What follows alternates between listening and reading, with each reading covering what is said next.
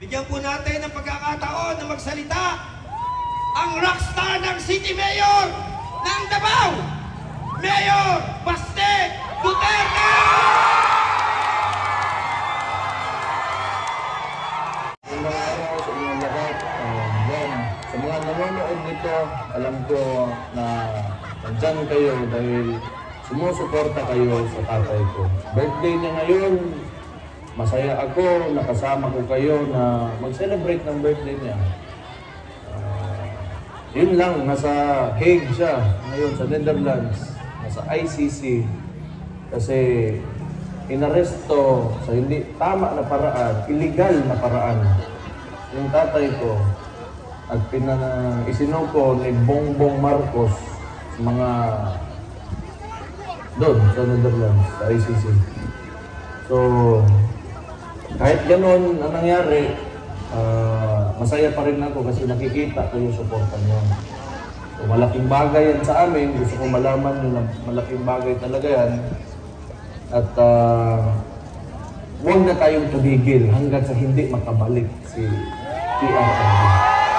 Kailangan malaman talaga ng administrasyong ito na hindi tayo pumapayag sa ginawa nila. Yun lang. Again, gusto ko magpasalamat kasi kung hindi dahil sa inyo, wala na akong lakas. Mahirap din yung sitwasyon. Alam ko, marami tayong nasasaktan ngayon dahil sa nangyari, pero mahalaga talaga na lumaban tayo. Hindi pwede na tayo ay magpapatalo lamang. So, kailangan pakita natin hindi tayo talaga pumapayag. So again, maraming salamat talaga sa inyo. Marami kayong oras na pwedeng ibigay sa ibang bagay, pero andyan kayo ngayon, andito kayo, nakikinig sa akin. Wala akong masabi. Mahal na mahal ko kayo dahil sa pinapakita niyo suporta sa tatay ko. Isa pa, dahil ito ay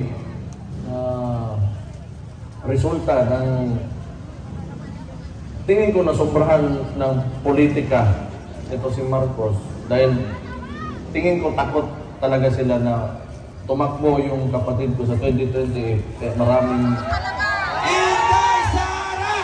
Duterte! Duterte! Duterte! Duterte! mga movements o mga kilos sa politika laban sa pamilya namin na ginagawa ng administrasyon.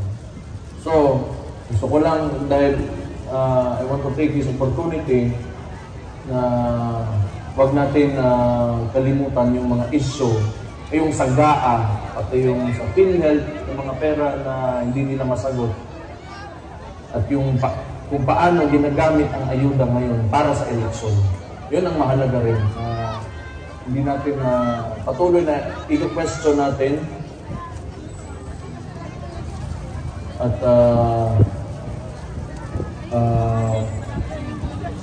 bigyan ng pansin.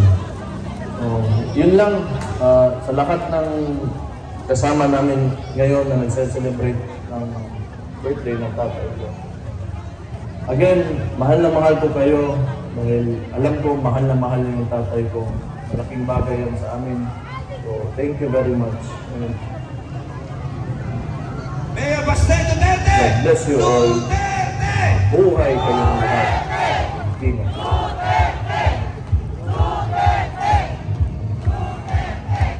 Babasahin muna po ang mensahe ng ating mahal na Vice Presidente, Inday Sara!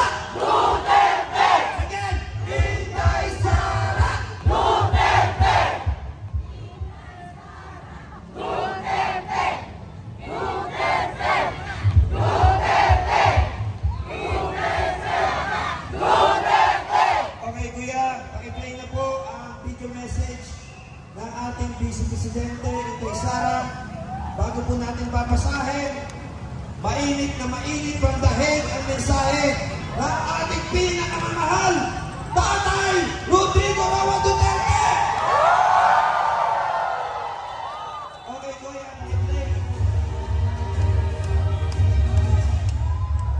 Mga kababayan, aking taus-pusong pasasalamat sa lahat ng mga Pilipino na sumusuporta at nagmamahal kay dating Pangulong Rodrigo Duterte.